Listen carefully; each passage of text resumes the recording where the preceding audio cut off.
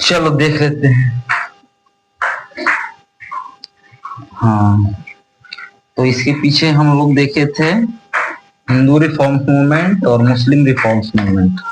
अब देख रहेंगे यहाँ हम लोग सिख रिफॉर्म्स मूवमेंट। सिख धर्म में कौन कौन सा रिफॉर्म्स किया गया, कौन कौन सा सुधार किया गया, तो उसको हम लोग देख लेते हैं। जिसमें सबसे पहला था सिंह सभा मूवमेंट।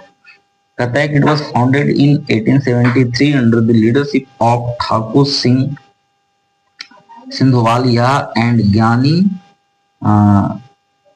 ज्ञान सिंह। कहता है कि इसकी स्थापना जो है वो 1873 ईस्वी में किया गया और इसके जो उस समय के लीडर थे ठाकुर सिंघवालिया और ज्ञानी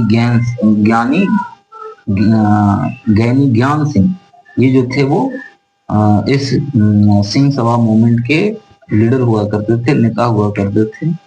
it aim to bring the benefits of western education to the Sikh community. और ये जो लोग थे ये चाहते थे कि जो वेस्टर्न एजुकेशन है, मतलब जो पश्चिमी सभ्यता है, सिविलाइजेशन है, ज्ञान है, उसका फायदा सिख लोगों को मिले। इसलिए ये इस तरीके के एजुकेशन के पक्षधर थे। मतलब जो पश्चिमी एजुकेशन है, मतलब वही जो इंग्लिश वाला जो एजुकेशन है, ठीक है, उसके ये पक्षधर थे। It was against the activities of Christian missionaries, ब्रह्म समाज एंड आर्य समाज। लेकिन ये जो क्रिश्चियन मिशनरीज थी, जो ब्रह्म समाज, हिंदू धर्म में ब्रह्म समाज था, आर्य समाज था, और जो क्रिश्चियन मिशनरीज थी, ये क्या कर रही थी कि लोगों को अपने अपने धर्म में आने के लिए प्रोत्साहित कर रही थी। क्रिश्चियन मिशनरी जो थी वो लोगों को क्रिश्चियन धर्म अपनाने के लिए प्रेरित कर रही थी। तो इनके ये लोग जो थे वो खिलाफ थे। फिर है सेकंड अकाली मूवमेंट। कहता है it is also known as Gurdwara reforms movement. Akali movement को गुरुद्वारा रिफॉर्म्स मूवमेंट के नाम से भी जाना जाता है। It aimed at liberations of gurdwaras from the control of corrupt Udasi महंत।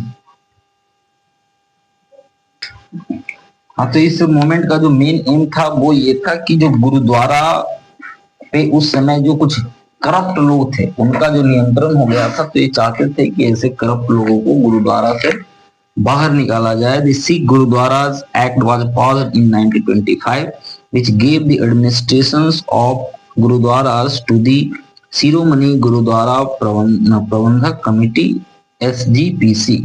इसलिए 1925 ईस्वी में एक सिख गुरुद्वारा एक्ट जो है उसको पास किया गया। इसके अनुसार जो गुरुद्वारा का एडमिनिस्ट्रेशन था, शासन व्यवस्था था कि भाई गुरुद्वारा कैसे चलेगा, उसका रख रखाव कौन करेगा, ठीक है, तो ये सारा जो कंट्रोल था अब जो शिरोमणि गुरुद्वारा प्रबंधक कमेटी था उसको सौंप दिया गया। अदर्स रिफॉर्म्स मूवमेंट, कुछ और भी रिफॉर्म्स मूवमेंट थे जिनमें से जो इम्पोर्टेंट था, फर्स्ट वो था थियोसॉफिकल मूवमेंट। कहता है कि the theosophical society was founded by madam HP Blavatsky in United State in 1875। 1875 ईस्वी में मैडम ब्लैवत्स्की के द्वारा यूनाइटेड स्टेट में थियोसॉफिकल सोसाइटी की स्थापना की गई थी। The society accept Hindu benefits and drew inspirations from the philosophy of Upanishads and Vedanta schools of thought। ये जो थियोसॉफिकल सोसाइटी था वो उन्होंने जो हिंदू बिलीफ था, हिंदुओं का जो विश्वास था, उसको इन्होंने एक्सेप्ट किया और लोगों को बताया कि भाई जो उपनिषद है, वेदांत स्कूल है, मतलब वेद के आधार, वेद और उपनिषद को एक तरीके से कह सकते हैं कि वेद और उपनिषद पर आधारित जो ज्ञान है, जो कि एक हिंदू धर्म का मेन फिलॉसफी है, उस पर आधारित जो ज्ञान है उसको लोगों के बीच या जन जन के बीच इसको पहुंचाने का इन्होंने काम किया।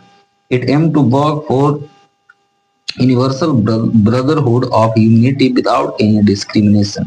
इनका जो मेन एम था वो ये था कि जो यूनिवर्सल ब्रदरहुड ऑफ ह्यूमैनिटी है, मतलब मानवता का संदेश लोगों तक पहुंचाना, और सारे लोग, हम लोग जो हैं वो भाई भाई हैं, चाहे हिंदू हो, मुस्लिम हो, सिख हो, ईसाई हो, गोरा हो, काला हो, ठीक है। तो इस तरीके का जो कंसेप्ट था उसको फैलाना बिना किसी डिस्क्रिमिनेशन के मतलब बिना कोई भेदभाव के, ठीक है, सब लोगों को एक जैसा मानकर और लोगों के बीच भाईचारा को बढ़ाना इसका मेन उद्देश्य था। The movements become popular in India with the elections of Annie Besant as its president in 1907। 1907 ईस्वी में 1907 ईस्वी में एनी बेसेंट जब इसकी अध्यक्ष बनी तो उस समय से क्या था कि ये जो आंदोलन था वो भारत में और ज्यादा मुखर हुआ। भारत के लोग जो है वो इससे और भी ज्यादा प्रभावित हुए और इसके साथ धीरे धीरे जुड़ते गए। फिर सेकंड है इंडियन सोशल कॉन्फ्रेंस। कहता है कि it was founded by MG Ranade and Raghunath Rao in 1887। 1887 ईस्वी में एमजी रानाडे और रघुनाथ राव के द्वारा इंडियन सोशल कॉन्फ्रेंस की स्थापना की गई। It focused on important social issue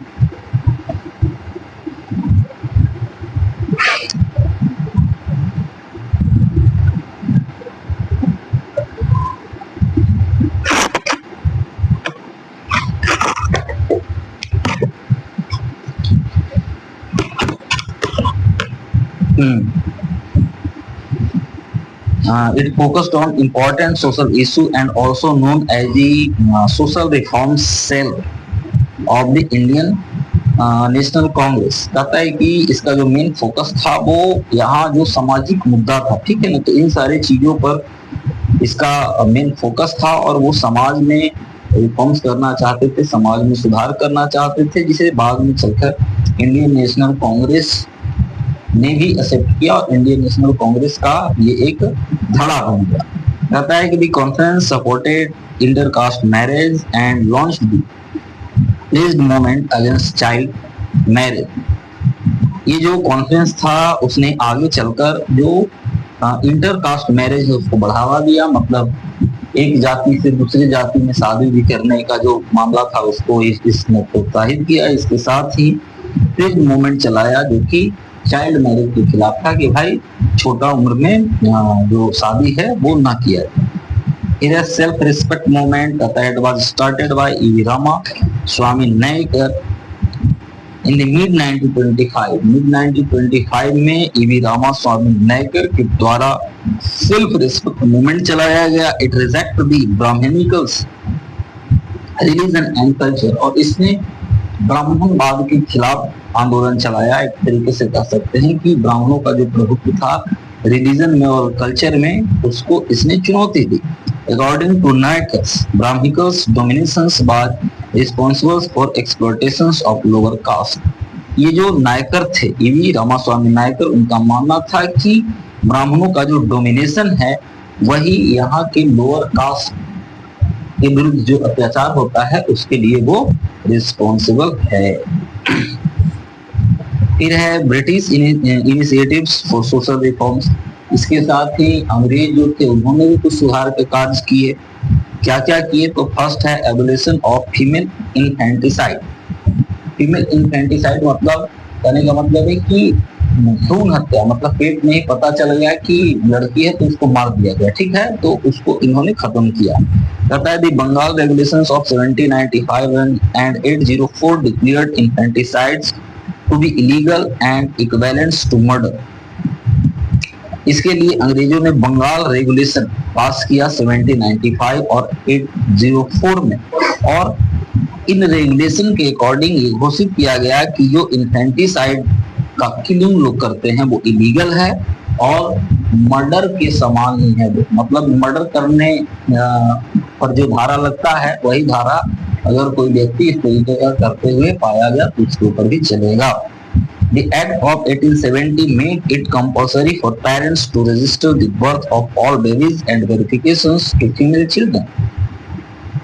1870 ईस्वी का जो एक्ट था उसमें ये कंपलसरी किया गया कि जो पेरेंट्स हैं उनको अपने बच्चे का जब भी जन्म होता है, ठीक है ना, तो उसको रजिस्टर करवाना होगा, और अगर उनका मतलब फीमेल बच्चा है, मतलब लड़की का जन्म लिया है तो उसका भी वेरिफिकेशन करवाना जरूरी है। फिर है एवोल्यूशन ऑफ सती। कहता है कि Raja Ram Mohan Roy played an important role in this direction. Sati प्रथा को खत्म करने में राजा राम मोहन राय का जो भूमिका है वो बड़ा महत्वपूर्ण माना जाता है। Lord William Bentinck, governor general of India, passed Sati regulations 17 on 4th December 1829 to abolish the practice of sati। इसके लिए लॉर्ड विलियम बेंटिंक जो उस समय गवर्नर जनरल था इंडिया का, उसने सती रेगुलेशन 17 पास किया 4 दिसंबर 1829 ईस्वी को, जिसके अकॉर्डिंग ये जो सती प्रथा था उसको खत्म कर दिया गया और इस तरीके के प्रैक्टिस को इलीगल घोषित किया गया। फिर तीसरा, एबोलिशन ऑफ स्लेवरी। स्लेवरी का मतलब गुलामगिरी, तो गुलामगिरी का अंत भी किया गया। अंग्रेजों के द्वारा एक कानून बनाया गया, कहता है act 5 of 1843 declared slavery illegal in India. इसके लिए 1843 ईस्वी का जो एक्ट 5 है उसके अकॉर्डिंग भारत में गुलामगिरी को अवैध घोषित किया गया। All existing slaves were freed and no compensations was given to the slave owner. इसके अकॉर्डिंग ये निर्णय लिया गया कि जितना भी लोग अगर कोई गुलाम रखे हुए है अपने यहाँ बना के बंधक रखे हुए, जैसे आप भी गाँव में देखते हैं बहुत सारा लोग जो है रखे हुए पागल बबड़ाहा को पकड़ के उससे काम करवा रहा है, खाना भी उसको सही से नहीं दे रहा है, ठीक है। तो ये सारा का सारा जो है वो क्या है, इलीगल है। तो ये घोषित किया गया कि सारा काम जो है वो लीगल है और किसी भी स्लेव ऑनर को कोई कंपनसेशन भी नहीं दिया जाएगा। मान लीजिए कि कोई स्लेव ऑनर है, वो कहे कि भाई हमारे यहाँ 4 वो बेगार है तो हम उसको नहीं फ्री करेंगे, और फ्री करेंगे तो उसके बदले पैसा लेंगे, ठीक है।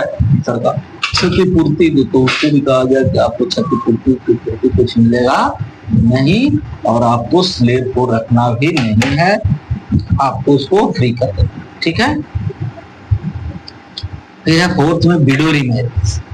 विडो रीमैरिज का मतलब है विधवा पुनर्विवाह, ठीक है। तो कहता है कि due to the thoughts of Ishwar Chandra Vidyasagar the Hindu widow remarriage act was passed in 1836। Ishwar Chandra Vidyasagar के प्रयास से 1856 ईस्वी में Hindu widow remarriage act pass किया गया। The act legalised marriage of widow, और इसके अकॉर्डिंग जो विधवा लोग था उसका विवाह को लीगल बनाया गया। सरकार ने घोषणा किया कि भाई अगर कोई विधवा है, ठीक है, मतलब अगर उसका शादी हो जाता है और उसका पति अगर मर जाता है तो उसका अधिकार है कि वो दूसरा शादी कर सके। फिर कहता है कि कुछ इंपॉर्टेंट सोशल रिफॉर्मर्स जो हुए उनको थोड़ा हम देख लेते हैं। इनमें सबसे मेन नाम आता है ईश्वर चंद्र विद्यासागर का। कहता है कि he became the principal of Sanskrit College, Calcutta in 1815, was also the secretary of Bethel School। ईश्वर चंद्र विद्यासागर जो थे वो 1850 में कलकत्ता का जो कॉलेज था, वहाँ का जो संस्कृत कॉलेज था उसके ये प्रिंसिपल बने और इसके साथ ही इन्हें बेथुन स्कूल का ये सेक्रेटरी भी बने। और ये वही ईश्वर चंद्र विद्यासागर थे जिनके प्रयास से जो विडो रीमैरिज एक्ट है वो पास किया गया था। He introduced Western thoughts in Sanskrit college. इन्होंने संस्कृत कॉलेज में भी वेस्टर्न थॉट मतलब जो पश्चिमी सोच है उसको बढ़ाने का इन्होंने कार्य किया था। He started a movement supporting widow remarriage and was also against child marriage and polygamy। कहता है कि इन्होंने विडो रिमैरिज के खिलाफ लोगों में जन जागरूकता जो है वो लाने का कार्य किया और इनके प्रयास से विडो रिमैरिज एक्ट भी लाया गया।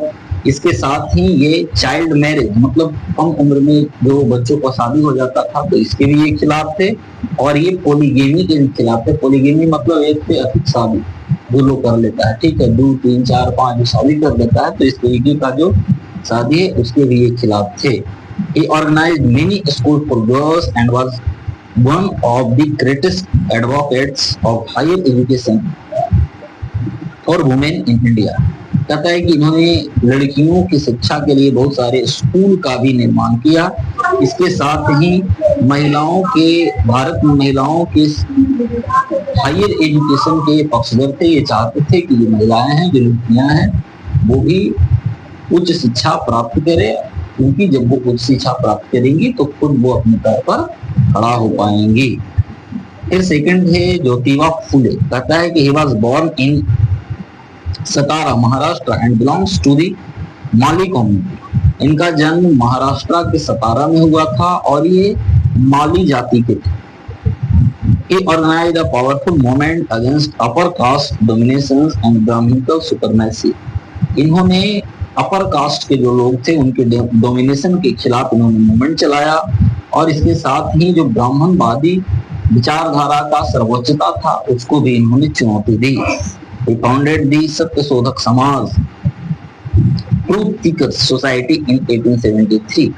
इन्होंने 1873 ईस्वी में सत्यशोधक समाज, जिनको सत्यशोधक समाज को ट्रूथ सीकर सोसाइटी भी कहा जाता है, उसकी इन्होंने स्थापना की। His works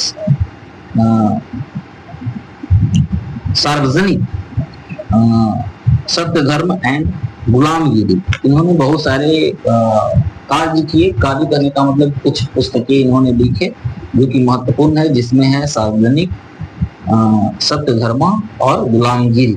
ये उनका कुछ फेमस पुस्तक है जो कि लिखा गया है ज्योतिबा फुले के द्वारा। फिर है एक पंडिता रम्मा वाई, कहता है कि he was the greatest scholar of Sanskrit and felt that Hinduism was oppressive towards women। कहता है कि पंडिता रमाबाई जो थे वो संस्कृत की एक बहुत विद्वान महिला थी और इनको ऐसा लगता था कि जो हिंदुइज्म है वो महिलाओं के प्रति थोड़ा ऑप्रेसिव है, मतलब महिला लोगों को उतना सम्मान नहीं करता है। ठीक है, कहता है कि फाउंडेड दी आज Mahila Samaj to serve the cause of women, इसलिए उन्होंने महिलाओं के हितों की रक्षा के लिए आज महिला समाज की स्थापना की। He played a huge role in starting the medical education for women, और महिलाओं का जो मेडिकल एजुकेशन, ठीक है ना, उसमें इन्होंने अपना एक महत्वपूर्ण योगदान निभाया और लगातार उसके लिए ये प्रयास करते रहे।